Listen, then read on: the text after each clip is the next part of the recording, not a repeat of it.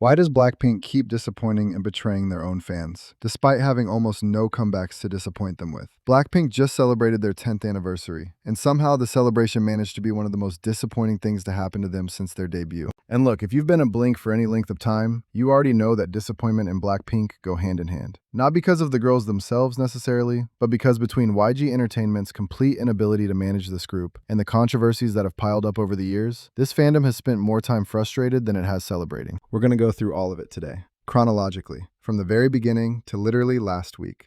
And I want to do this properly because there are some situations, especially around Jennie, where I think the internet has been genuinely unfair.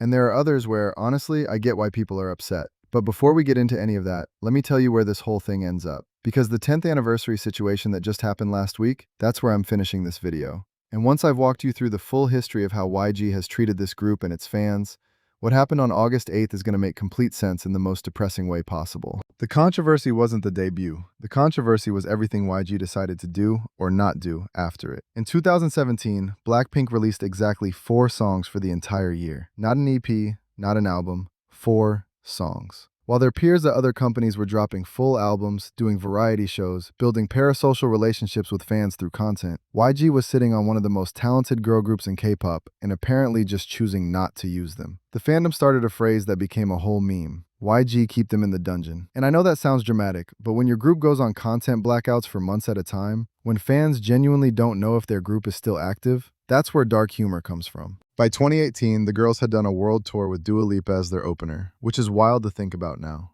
And still, between tours and the occasional single, the release schedule made no sense. Fans were begging for a full album, and YG kept giving them singles. It wasn't until October 2020 that Blackpink released The Album, their first full-length project, 4 years into their career. And by then, some fans had been waiting so long, they were half convinced the group was going to disband before it ever arrived. That resentment toward YG, it's important to understand it because it colors everything that comes after. Now let's talk about the controversies that weren't really about the members themselves, but still followed the group around. June 2020. Blackpink drops How You Like That. The music video gets hundreds of millions of views in the first 24 hours. And then fans start pausing the video, frame by frame, which is a very specific type of K-pop fan behavior, and they notice something. In Lisa's scene, there's a statue of the Hindu deity Ganesha placed on the floor. On the floor. For anyone unfamiliar, Ganesha is one of the most sacred figures in Hinduism, and placing the deity's image on the floor is considered deeply disrespectful. Indian fans organized immediately. The hashtags hit global trending. The reaction from South Asia was genuinely angry, not just performatively. YG never issued a formal written apology. They quietly edited the music video 4 days later to remove the shot. No statement, no acknowledgement.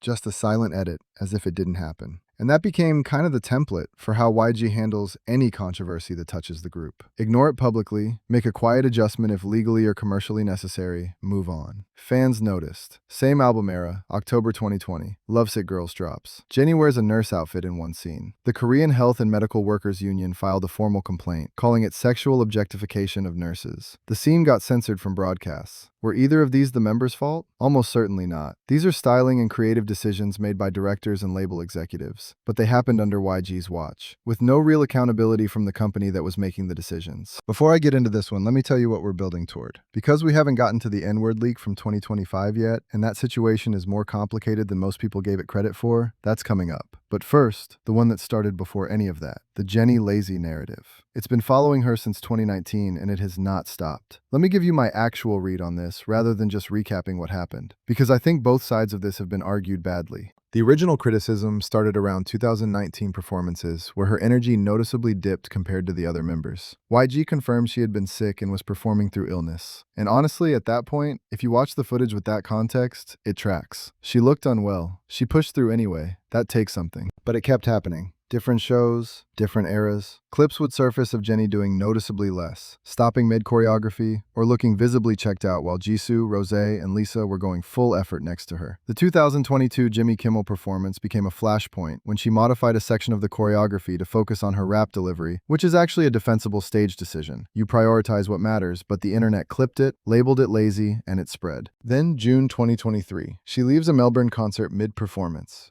YG releases a statement. She had been feeling unwell all day. Medical staff told her to stop. She'd wanted to continue to the end. The other members explained it to the crowd. Jennie apologized. And then the same night, she's photographed at a Heidi Lau hot pot restaurant with the other girls and their team. Now, being too sick to perform doesn't necessarily mean you're too sick to eat dinner. But the optics were terrible, especially for fans who had spent significant money on those tickets. And for me, this is where it all changes, on the Deadline World Tour in 2025. Because at the Seoul opener, fans were already posting clips comparing the group's energy unfavorably to Tate McRae performing to smaller crowds. That's a rough comparison regardless of who you are. At the LA shows, Jennie paused twice during Boombaya, once to fix her mic, which fans confirmed was slipping, and once for no visible reason, which the internet ran with. The New York City Field encore became a whole moment when Jennie did the backup dancer choreography version of Earthquake, which fans who were there said was clearly playful. She was standing behind the other three and was just goofing around. But clipped out of context, it looked bad. The Taiwan show in October 2025 was the one that generated "Is she working from home?" as an actual IB Times UK headline. And the Reddit threads on r/BLACKPINK snark that month were genuinely rough reading. In 2019, I believe she was sick. In 2023 Melbourne, I think the illness explanation was real. But on the 2025 Deadline Tour, watching the Taiwan footage specifically, it doesn't look like someone who's ill. It looks like someone who is doing this because they have to, not because they want to.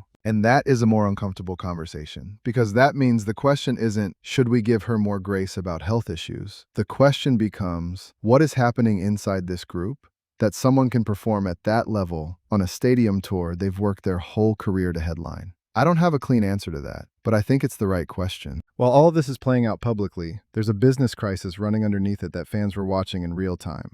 By late 2023, all 4 members' individual contracts with YG were expiring. And for months, the speculation about who would stay, who would leave, whether BLACKPINK would even survive as a group, it was genuinely destabilizing for the fandom. YG's stock price moved with every rumor. All 4 renewed their group contracts with YG, but walked away from individual solo contracts, taking their solo careers into their own hands. So going into 2024, the situation was, BLACKPINK as a unit belongs to YG, but each member's solo career belongs to herself, which is a win for the girls in terms of autonomy. But it created a vacuum where no one really knew who was responsible for group content and when it was actually coming. And YG's answer to when is the group comeback in 2024 was, not this year. Solo activities first. Fans were posting YG is doomed and they survive entirely because of BLACKPINK money but can't be bothered to promote them. Which, the math was there. BLACKPINK is YG's biggest revenue source by a significant margin. And yet every decision around this group has felt reactive rather than strategic. Then in February 2025, YG announced a world tour before announcing a comeback. Before there was an album. Before there was even a single. Just tour dates. Fan quote that went viral. Only YG would announce a tour before a comeback. They really need the money and they're not even hiding it. They weren't wrong. March 31st, 2025. A Discord user going by YG Leaker, who explicitly states they're a former YG employee who was fired and is doing this out of personal grievance, begins releasing pre-debut footage of BLACKPINK members. And in multiple clips, Jennie, Rosé, and Lisa can be heard singing along to English-language songs that contain the N-word. The internet reacted fast and hard. Jennie and Rosé received the most criticism because both of them grew up in English-speaking countries. Both spent formative years in New Zealand and Australia, and the argument was that they should have understood the weight of that word in a way that Jisoo, who grew up in Korea, might not have. Jisoo wasn't in the relevant clips anyway. Fans were genuinely split, and the split revealed a lot about what people think the responsibilities of global idols actually are. The footage was complicated, the members were young, there are legitimate arguments on both sides, and YG's silence made the internet decide the narrative. Whether that silence was legally advised, strategically calculated, or just YG doing what they always do, it left the conversation entirely to the internet. And the internet, predictably, was not kind. Okay, and now something genuinely good happens. Jennie headlined Coachella 2025 as a solo act. Week 1, she faced criticism. Lip-syncing accusations, low-energy commentary, the usual. And then week 2, she came back with a 45-minute set, live vocals, new choreography, full energy. Fans who'd been dunking on her for years were posting, "Nobody speak on her again." The hashtag JennieChella2025 was trending before the set even ended. That's the Jennie paradox. When she decides she's genuinely on in a way that's hard to argue with. When she's not, it's visible from a satellite. The Deadline World Tour launched July 5th in Seoul. The fandom was hyped. The group was back together for the first time since Born Pink ended in 2023. And for parts of the tour, especially the Western leg, it was exactly what fans had been waiting for. But the EP, the Deadline EP, it dropped February 2026, which means for the first 7 months of the tour, the group was performing without a current album. The EP has 5 tracks, after 3 years of no group music. Jump was genuinely strong. number 28 on the Billboard Hot 100, number 1 on the Global 200. Quality was there, but 5 songs. In response to 3 years of waiting. While every member had individually released solo albums, had Grammy nominations, had HBO credits, had headlined Coachella, and together they came back with 5 songs. Fans were posting, "Announced the damn comeback," before it was even officially named. The gap between what fans expected and what YG delivered was, as usual, significant. August 8th, 2026. 10 years. And YG Entertainment announced the celebration on August 6th, 2 days before. The event would be held somewhere in Seoul. The location would be revealed only to people who were selected. It would accommodate 40 people, selected by lottery, applied through Weverse, a platform the members had barely posted on in months. The application window was 9 hours. And then, this is what really tipped people over the announcement. Included a note that the members' attendance would depend on their individual schedules. For their own group's 10th anniversary, it was not confirmed that the members would even be there. A formal complaint was filed with South Korea's Ministry of Culture, Sports, and Tourism, requesting an investigation and special audit into how the event was even approved at the National Museum of Korea. That's not fan drama, that is a government-level complaint about a K-pop anniversary. All 4 members did show up. They did a Weverse livestream beforehand. All 4 were at the museum. 40 fans got to be there in person, and Jisoo addressed the situation directly on the live stream. She said, "I think there was a problem in communication." She said she'd originally wanted to see so many fans, and she knew how important the day was.